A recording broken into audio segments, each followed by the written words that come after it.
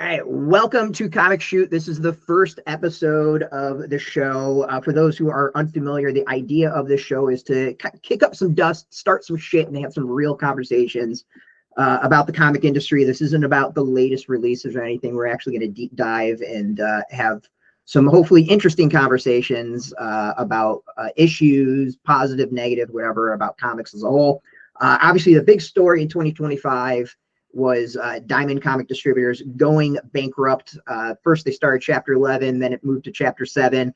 But I think a thing that gets overlooked a lot isn't just the shit show that is the Diamond Chapter 11 saga, but its impact not just on publishers, but retailers, because there's been, I think, a massive impact on retailers. And I figure there is no one better to discuss this. Brian Hibbs of Comix Experience. The store's been around for 37 years. I was just telling him, I believe I was in it roughly 33 years ago. Located in San Francisco, if you've ever visiting, it's a fantastic place. And if you've done so much more, you've also been part of Comics Pro, or leader in Comics Pro, Comic Legal Defense Fund. Like, you are a when I say pillar of the comic industry, you're well respected and a known entity. So I really wanted to get you on first to discuss this issue, and I really appreciate it. So thank you so much for this. My absolute pleasure. So I figured before we actually dive into the impact on you, I kind of wanted to go over the quick of Diamond turning to Chapter 11. So my take on it, so obviously Diamond was the 800-pound gorilla of distributors for decades at this point. And being without much of a challenge, they stagnated, they didn't really improve. There was good about them, there was bad about them, like every company, every distributor, like no one's perfect. But I think that the big, huge first wound, beyond probably there was stuff behind the scenes not many people knew about, was COVID, DC pulling out. From my understanding, Diamond's profitability really was the major distributor or major publisher. So DC, Image, Marvel. And when you start losing that pillars, their costs start increasing, their profitability decreases, because as I've said to many people, it's cheaper to pull 10 copies of one publisher than 10 copies across 10 publishers, just manpower wise. So, DC left, Marvel left, Image left. They're kind of left with a lot of indie small publishers, and there's not much profitability in that. So I think that was, to me, the thing that really picked up the momentum and brought their inevitability. I mean, there was rumors at that point, but I mean, that's kind of my general take. I mean, is that big picture quick?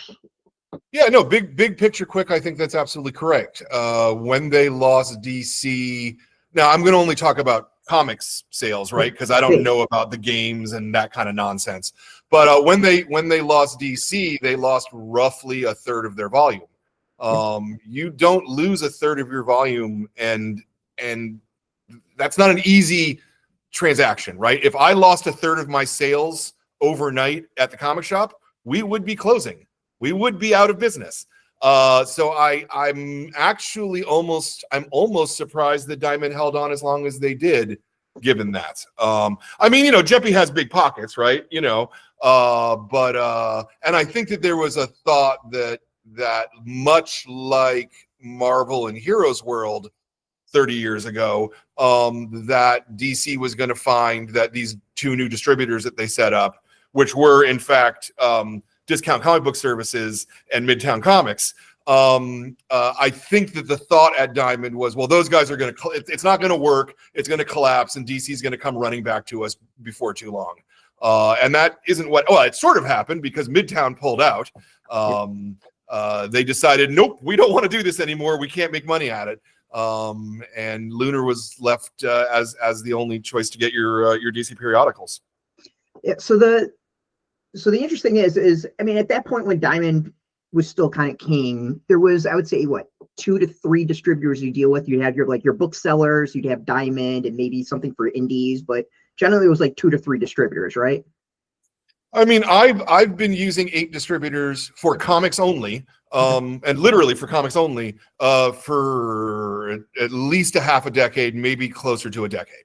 Okay.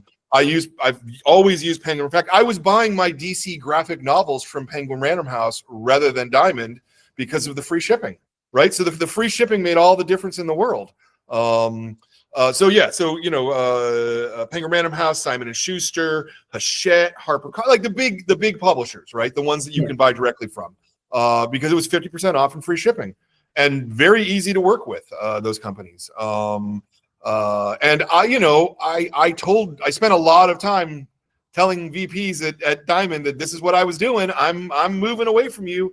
I'm taking my business. You can keep my business. There's a way for you to do it, and they kept saying, oh, sure, we're looking into it. We're trying to figure out our shipping. We're trying to figure it out. And, they never did. So I just went goodbye. I have to expect that the largest and the smartest retailers were also doing something very similar, because it just doesn't make sense to pay money for shipping if you don't have to. Okay. So that's good. So that's good to know. So now Diamond's gone, or not gone. They're still on life support. You could say maybe. I have no idea what the hell they're shipping at this point. Yeah. Games and toys and tchotchkes and things like that. They're not in the comics business any longer. Yeah. So you've got Lunar that stepped in. So they've got some exclusives. You got Penguin Random House now has some exclusives. To me, so I kind of want to get your perspective. To me, the lesson of Diamond is stop going fucking exclusive with distributors, right? Like, you put all your eggs in one basket. I don't think that's the lesson at all, honestly. Okay. In fact, I think that having everybody be in one place is the only way that the math works for a really meaningful percentage of publishers and retailers. The math simply doesn't make sense once you start fragmenting out all of the work, having to repeat work 2 and 3 and 4 times in completely different fashions. Something as basic as data, okay?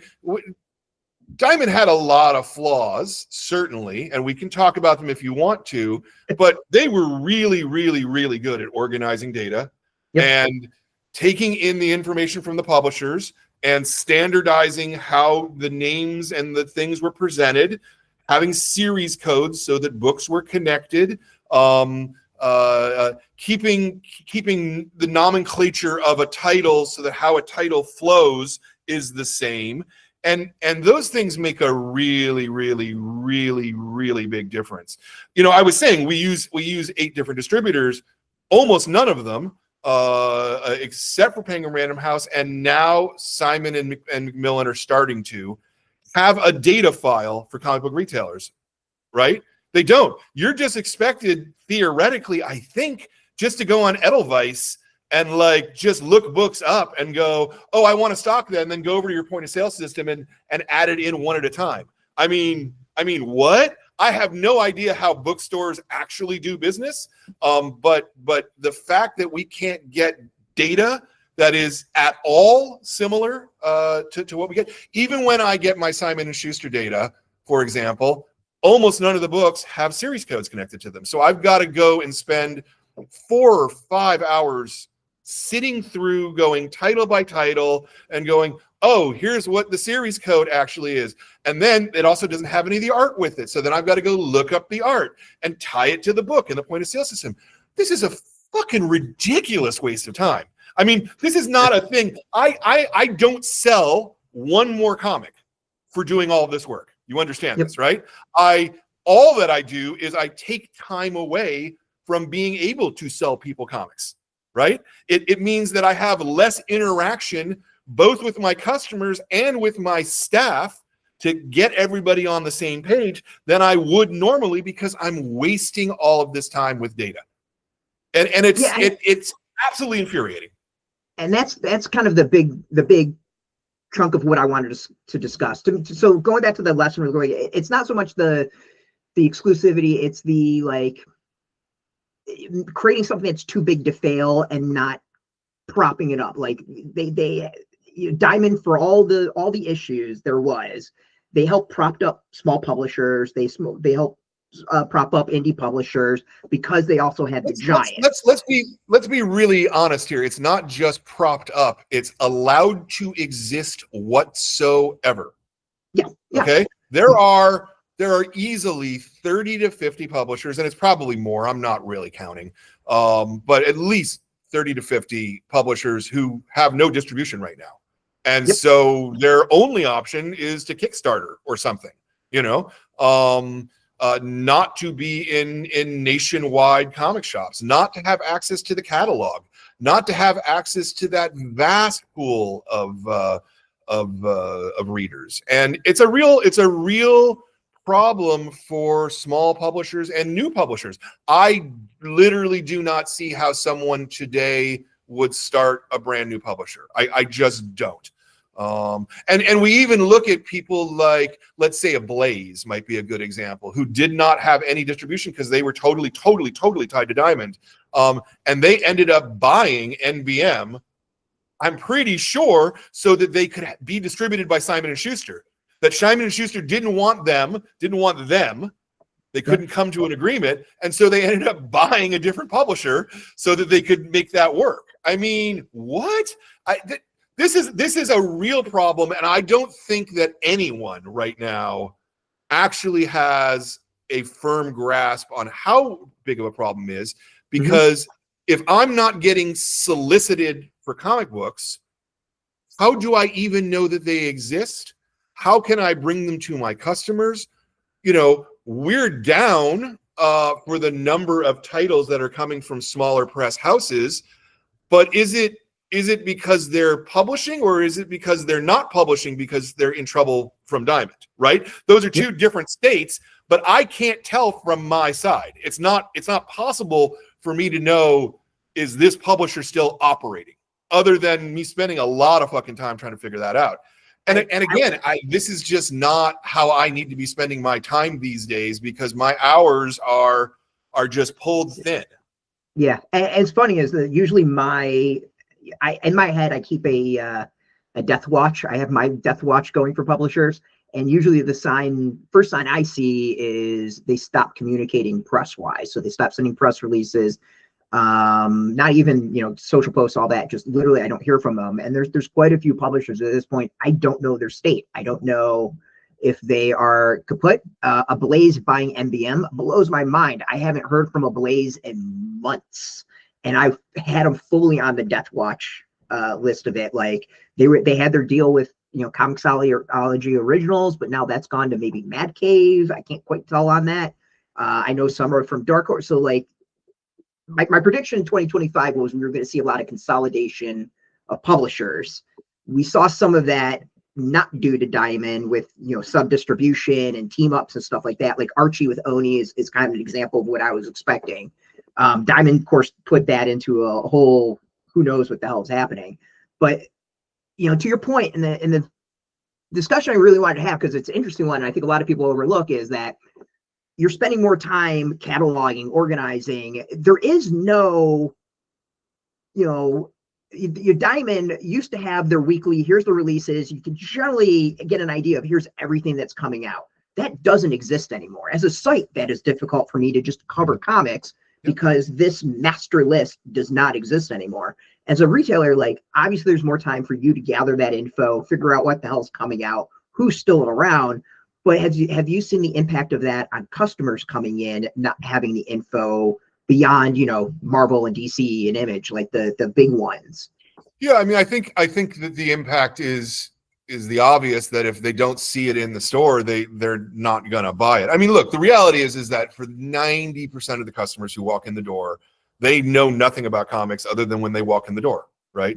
They come in, they look at the new comics rack, and they go, "Oh, that looks cool." They're not reading the catalogs. They're not searching things out online. They're not investing a lot of their personal time, and so as a result, they're not aware of things that I'm not aware of, right?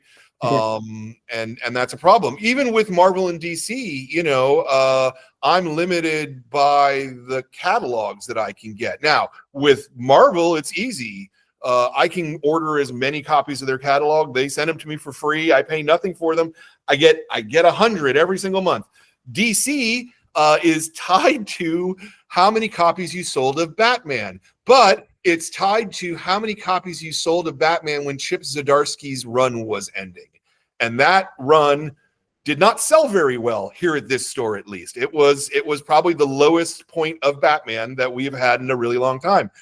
When Jim Lee came on the book, we did not get a boost on the number of catalogs that we could get because of the Jim Lee, because they kept it at the Zdarsky number.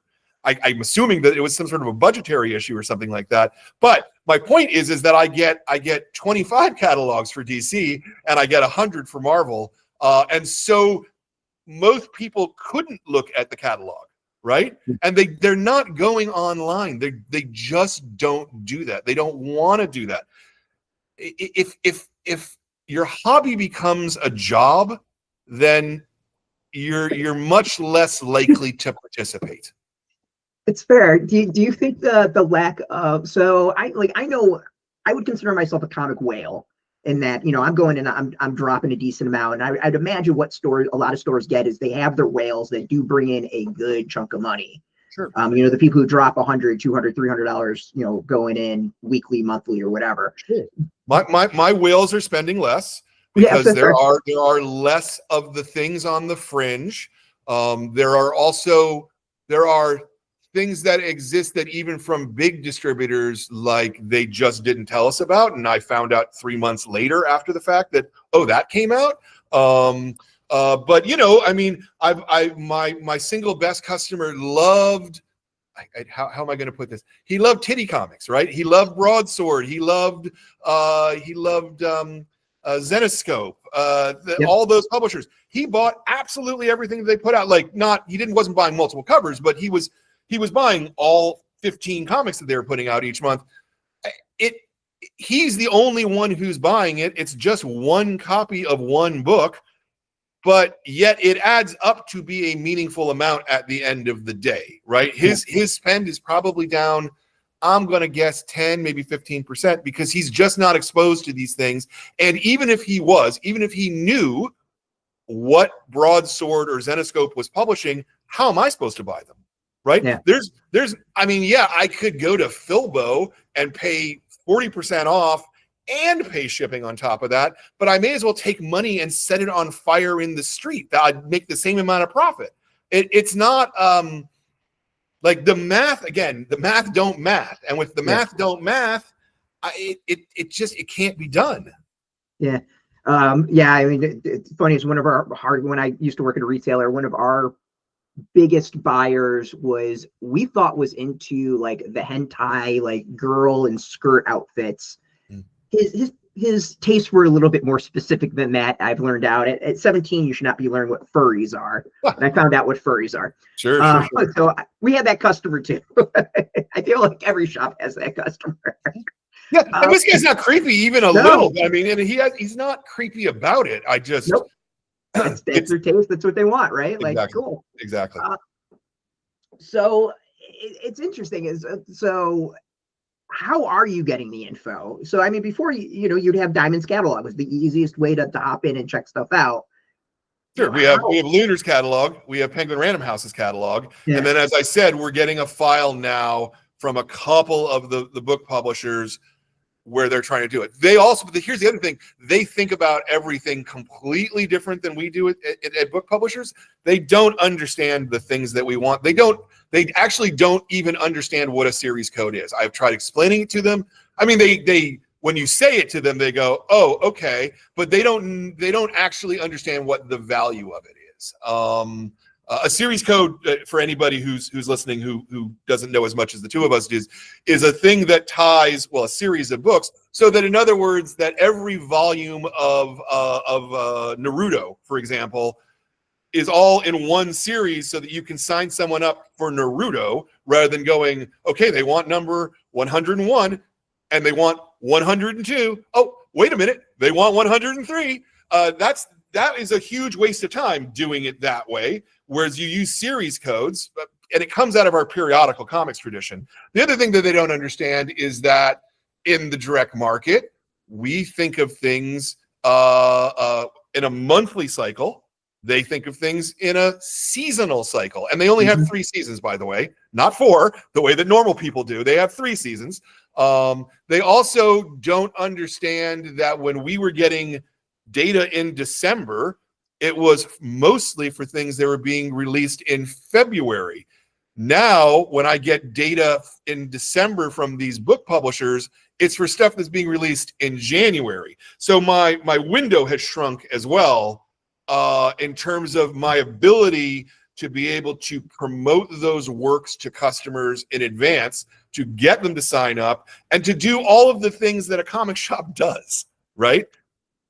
Yeah, it's interesting is that for my experience on for the comic end of thing, I'm lucky with some publishers to get things the Monday that come out that Wednesday. Oh, sure, but that's For, yeah, that's but wait, for I would say for books, I'm getting stuff that's coming out in April, like physical copies of stuff coming out in April. For so you saying like, oh, you're only getting a month, that blows my mind considering it's for me as a press person, it's the exact opposite. But I'm getting it's the data, and it's the data in a functional way, right? I also get literally hundreds of emails from book publishers, but they're all, not all, but most of them are about one specific book. I don't have the fucking time in my day to go, one specific book, let me go turn that into data, right? Like that's not a possibility. I mean, it is a possibility if literally that's the only thing I ever did ever. That's not how it works though, you know? Yeah, it's a problem. Let's just leave it there. That part of it is a really big problem in terms of the discoverability and in terms of interpreting what they're giving us and finding a way to make it work with the systems that we have and the way that we have been set up to do business, in my case, for 37 years.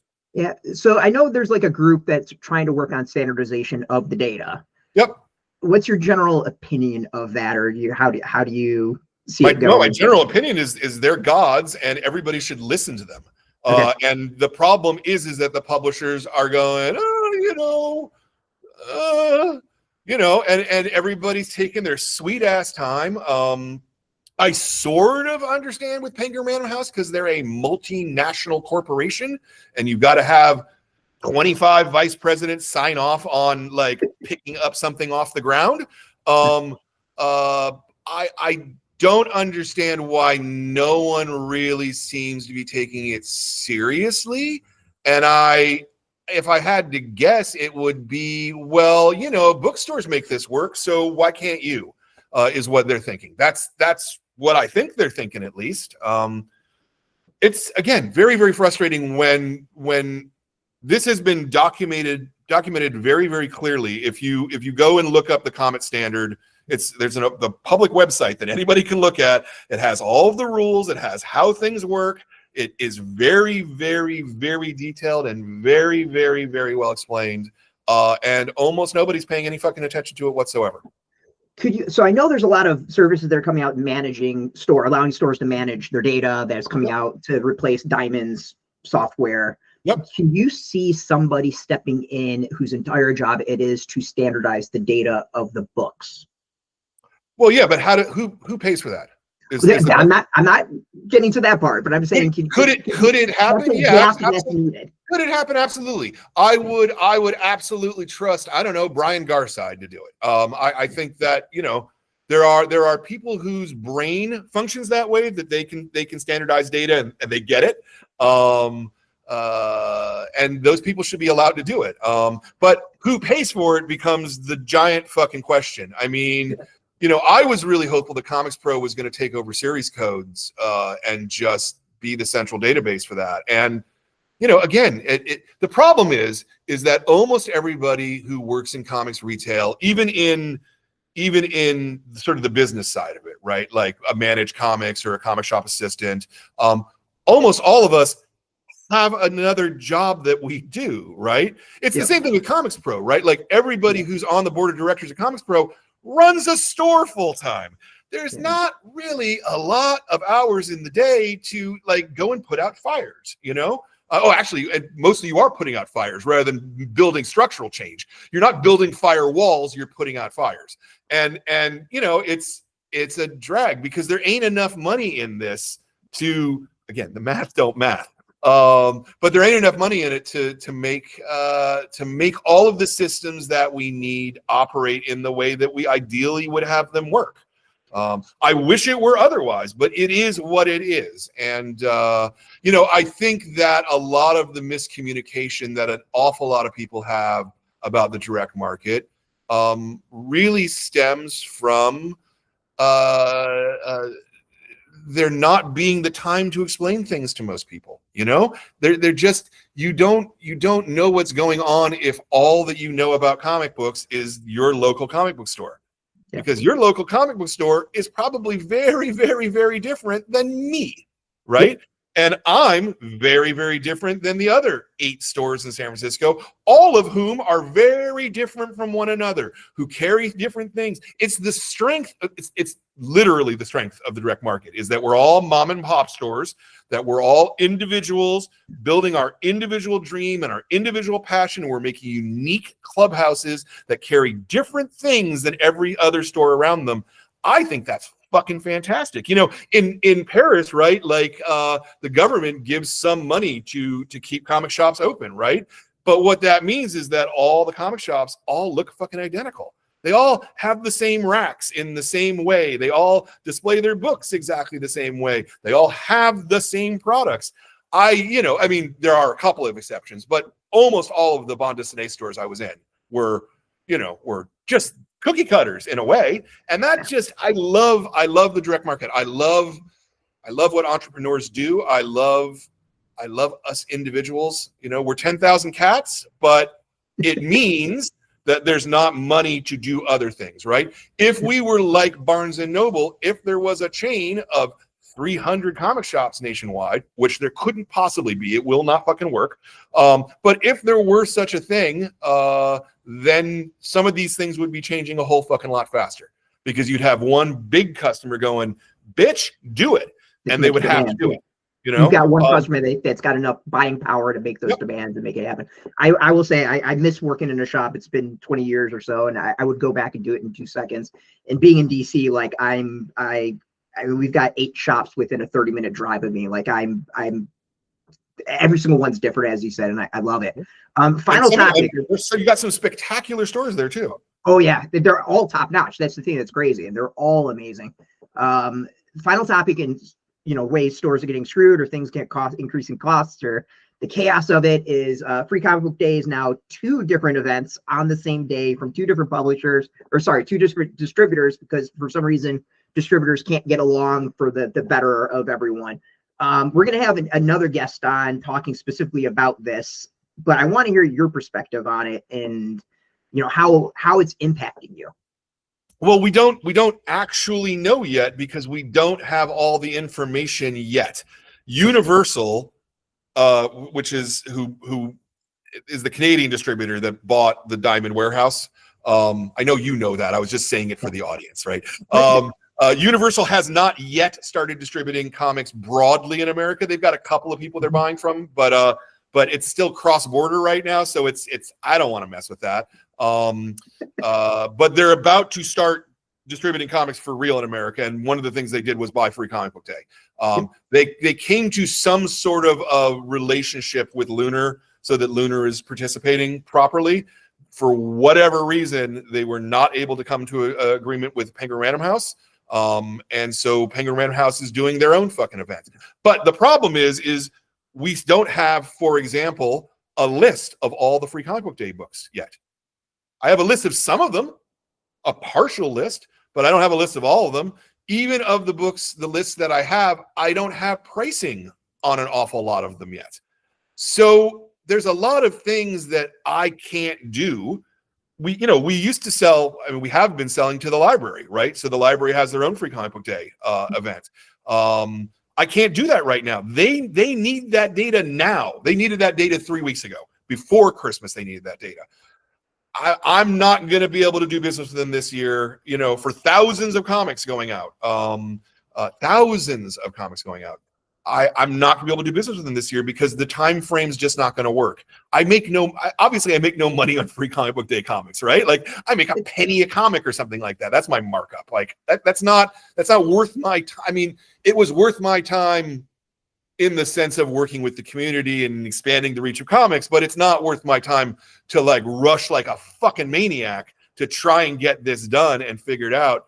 I don't even know exactly how I'm going to handle Free Comic Book Day this. I mean, we're going to participate in some level, but I don't know if I'm ordering, how I'm going to be ordering these comics from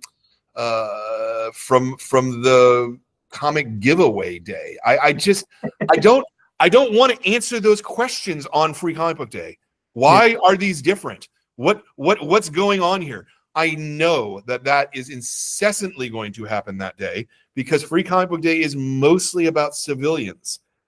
Certainly your regular readers come in too, but Free Comic Book Day is about civilians for the most part. So it seems to be more the casual readers as opposed to the hardcore. The one I've got is, and it's interesting, is I threw out there that I thought half a second. I'll be right back. So it was interesting. So I threw out there that I thought Free Comic Book Day should have been managed by a nonprofit. It should have been handed over to a nonprofit. And I'm not saying that, that it would have worked well, or, but to me, it should have been handed to Comix Pro. It's a giant mistake that it didn't. But Comix Pro would have to hire someone to manage that, and there's not a funding source for that at this minute. So this was the interesting on it is the vibes I got from some folks who said this was a bad idea was they were looking at it as that Free Comic Book Day for whoever runs it is supposed to be profitable for whoever runs it. I'm not saying break even and all that. I looked at Free Comic Book Day as a loss leader. Is the idea of you are giving out these free comics now, and that you will hopefully get customers coming back to purchase comics more down the road, and thus distributors will make more money because they are distributing more comics because they're getting more comics. Is that the wrong way of looking at it? That's the way I think that's how it should be, but I also don't know that it's not that, honestly. Okay. Or wasn't that. Diamond certainly was making a little bit of money because they were a for-profit business, of course. Yeah. But in terms of the volume and velocity of books that they were shipping, to what I know of the percentage of the cover price of the net price that they were taking, I think that they were only getting a nickel a book or something like that, right? And I think that's pretty close to break even. I mean, they're making a small profit, but they weren't raking in tens of thousands of dollars. I mean, I think my understanding was that was why they were really working hard to get like sponsorships and things like that. That deal with Coke last year or the year before, whenever it was, because they were looking at a way like, how can we get more money into this so that, it's still sustainable for us. Now, I mean, I don't know. I'm not in that fact pattern, but that's what it seems to me from what I understand of what things cost versus what labor costs, right? Like, even in a state where you have a $7.50 minimum wage, which is, I think, what they were paying a lot of the people working on the line to pack Free Comic Book Day books, it's still, the math quickly doesn't math, depending on what's going on. And the shipping costs as well. I mean, they were, at least the Diamond used to slightly subsidize the freight costs, right? Because they were getting the 100-pound weight from UPS, right? So they could subsidize it a little tiny bit. What happens though during Free Comic Book Day when you're sending out 4 times the number of boxes in a week? I mean, I don't think that they were making a ton of money on it. That's honestly what I think. Yeah, I mean, to me, the goal should have been break even, right? Like this wasn't an event to make money on. That's not the purpose of Free Comic Day. I mean, if you're in business, we are not altruists. We need to make a profit. We need to make something. We don't have to make a lot of money. We need to make something, though. Right, but I personally thought that, to me, the making something would be the trying to get people to come back, and you make it at that point. So it's the loss leader. It's the thing on the end cap that you sell a little bit cheaper to try to get people to buy something else, and it's that thing to get the people in the door. Yeah, I want Free Comic Book Day to pay for itself the day of it, and I can tell you, having run multiple comic book days, Free Comic Book Days, that the overwhelming majority of people, the overwhelming majority of people only come into your store on Free Comic Book Day. That right? was and they bring their family. They all bring their family, and they all shop, and it's like having a Christmas in May. It's fucking fantastic. I'm not complaining about that, but those are not, even with bounce back coupons, even with, like, we've tried multiple things, and we would get some response. Certainly, you get some response, but yeah, it's 10% maybe of people who yeah. And so you need to make your money there at the time, you know. Right. Totally fair. That's all good. Now, I think for a publisher, I think that the equation becomes slightly different, right? Because, for example, you could launch a new line of comics and have the first one be free on Free Comic Book Day. You can, you can use it as a marketing tool, very literally, that you can then write off your taxes, right? That's different though than what we're doing in retail or what distribution was happening. Yeah. So I'm going to guess that your big want for 2026 would be to standardize the data. That's got to be the top of your list. What else would you like to see that is come out of the ashes of what was 2025 and the chaos? I mean, if I was dreaming, I would love it if Universal, presumably, right? They might suck. I don't know, right? They've been a Canadian distributor for 30 years, so theoretically they know something, and they're making the right sounds. So I would love it if theoretically Universal would become a monopoly publisher again, a distributor again. I mean, I want all the product to come from one place. I don't want to deal with multiple places. I will if there's a compelling financial reason.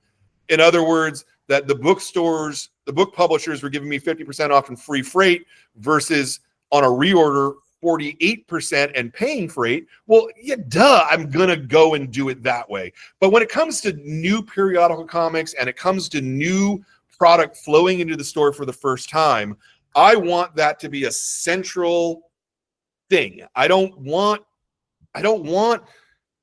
every day UPS coming with another box that has something that's on sale the next Wednesday. That is not efficient. That is a ridiculous way to try and deal with it. New Comics Day you need to get all of the boxes from one place at the same fucking time.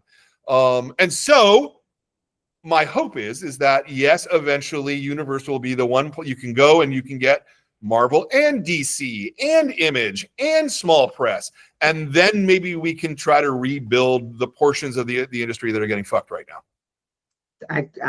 I'm with you, and I also think from what I've seen in Universal, they're at least saying the right things, and I think they seem to have a vision and a game plan. Let's go with that. When they can pull it off, who knows? But knock on wood, at least we're seeing the positive signs from them. Well, we've done half an hour. I said I wanted to keep it to about half an hour. I really appreciate you coming on. Thanks so much. I definitely want you back again. Yeah. I love chatting. Anytime, let me know. Like I say, I can talk about comics left and right all day long. I can pontificate. It's very, very easy. Hey, can I plug something? Yes, I was about to say, what do you want to plug before we wrap up? Yeah, so I want to plug our Graphic Novel of the Month Club at Comix Experience. It's a really, really, really good Book of the Month club where the staff, we read a lot of comics. We vote on what we think the best comic of each month is. It comes with a signed book plate by the author. So you're getting signed books. It's at the same price as normal price. And then I do an interview with the creators. And we've got 10 years of interviews that you can find on YouTube. But we're at Comix Experience if you want to look that up. I think they're really good. I think they're excellent deep dives into the nuts and bolts of comics as well. And so I would love it if not only would you join our at Comix Experience a YouTube channel, but also join the club, right? Because it's literally the thing that is keeping the store above water right now. You can find it at comixexperience.com, and it's COMIX, comixexperience.com, and then you'll find the Graphic Novel Club links there. But it's the thing that's keeping us alive, and I could absolutely use it to grow 50% or more because things are getting hard here in San Francisco. San Francisco is a real canary in the coal mine, I think, for AI and things like that. There are people getting laid off left and right. I've never had this many customers go, I don't have a job right now and I don't know where to find one any longer. I have never seen anything like this before. So yeah, join the club. That's my pitch. And we got one for kids too, right? So we've got one for adults and one for kids. If you've got a kid in your life who loves comics, they'll get a book every month in the mail to them with their name on it. I mean, when I was 11, I would have died for that, you know? And we really, really, really, really work hard to show the panoply of comics and how great the medium is, rather than particular genre or particular style of art or things like that. So anyway, that's my plug. No, I appreciate it. I pay attention to what you put out each month, and I think it's absolutely fantastic. There's a lot of great books and some I discover myself. Yes, I encourage everyone. We'll have all the info underneath too, links, stuff like that. I want folks to go support Brian and Comix Experience. And if you are in the area, go hit up the shop. So again, I want to thank you so much. Really appreciate it. And this will hopefully be the first of many conversations because I had a really great time. My absolute pleasure, sir. Anytime. All right. Sounds good. Have a great day. I appreciate it.